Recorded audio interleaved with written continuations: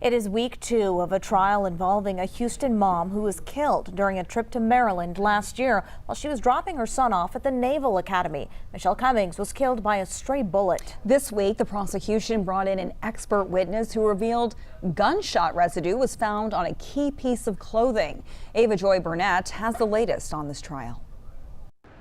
For 5 days, Michelle Cummings' husband, Leonard Cummings III, has had a front row seat in court as he tries to get closure after his wife's murder. Investigators previously identified a suspect in a black sweatshirt with a distinctive design who was in the area in the hours before the fatal shooting and then after. And then on Monday, a forensic chemist testified that a mixture of DNA from at least 2 contributors was obtained from the sample, which is the sweatshirt. The major component matches the known DNA profile of Angelo Herod, the suspect who is now on trial. The probability of randomly selecting an unrelated individual who would be included as the contributor of this major component, the forensic scientist said, is approximately 1 in 130 octillion.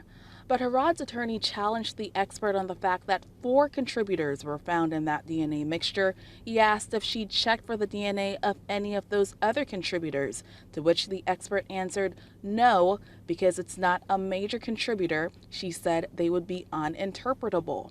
An expert in gunshot residue also testified that the same sweatshirt in question had gunshot residue on it. The witness said the tennis shoes the suspect was arrested in also had gunshot residue. In that instance, Herod's attorney stepped in and said, "So you have no way of knowing if there was any contamination before your examination?" "No, sir. Gunshot residue can be transferred, correct?" The witness responded, "It's possible."